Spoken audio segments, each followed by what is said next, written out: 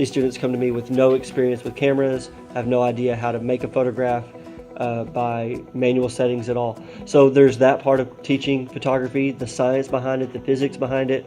But then here at the end of the semester, I get to do this 8x10 project that really makes all of that textbook style learning real.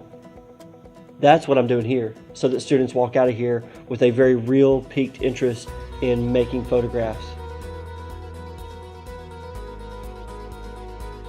I've talked to them about the chemistry of photography, and they're watching it right there in front of them happen.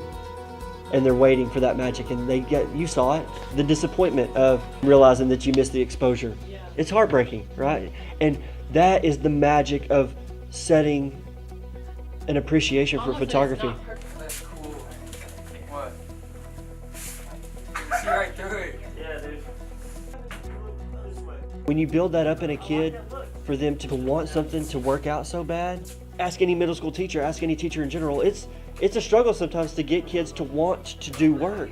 And I've got these kids running in here every day, beating down the door, ready to take the next picture.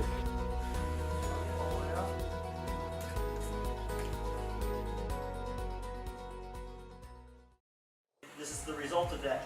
On the lens, numbers were the same. So you and I, now this proves that when you move the lens closer to the back of the glass, the light doesn't have to travel as far from here to here, so it collected more light in the same shutter speed. Okay? So you don't end up with underexposed and overexposed. So now my question is, who's going to have the picture taken? What do I? Little picture, boy. So like hands up like this or something like I was that. gonna do that, but you. Like I this. did that. Something like this. And she did that. Oh, you did. I see myself. It's hard to tell somebody what to do until I know what looks good, and I have to try it myself. You got it. Yeah. This is so As he stretches his Go shoulder. back out. Go back out. Go back out. Try again. Boom, dude. That's it. You don't have to scratch your shoulder while you're doing it. You just. Like this. Yeah, you just can relax like that. You don't have to look at the camera. Nothing. Hey, get up.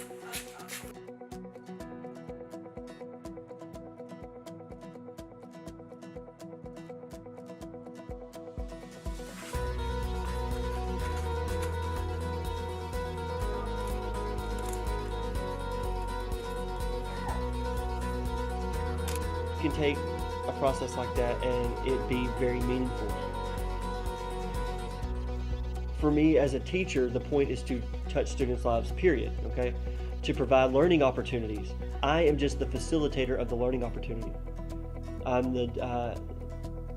direct it, show them the process, deliver them the information.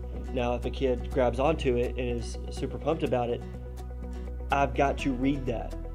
And I had some of those experiences during this process.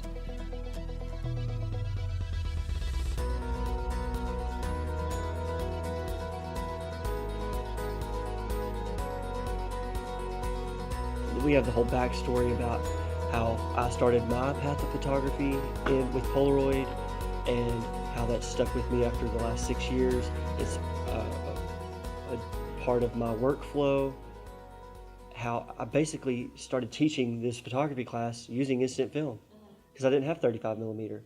The school doesn't have 35 millimeter stuff anymore. When I got here, there was a giant box of like 20 broken Pentax K1000s. Back the film doors on them broken, everything broken, lenses cracked. So I was like, wow, I got this photography class. Now what do I do with it?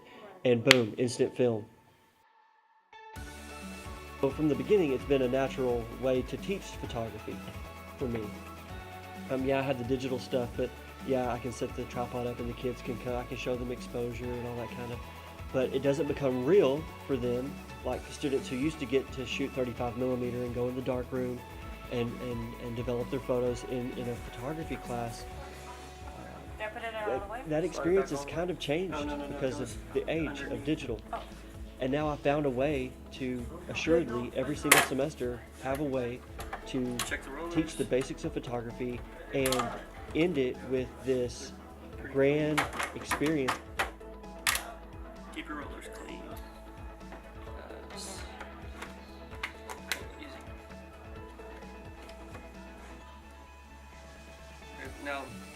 if I get 20 new students every semester, and that's 20 seeds to plant, that every semester I can see that kind of special interest in at least 2 or 3 kids where they're really fascinated by it. And I know not every kid. I tell them that the very first day of class. I said, photography is far stretching. There may be some days that what we talk about you're not really into, and that's okay. I don't take it personally.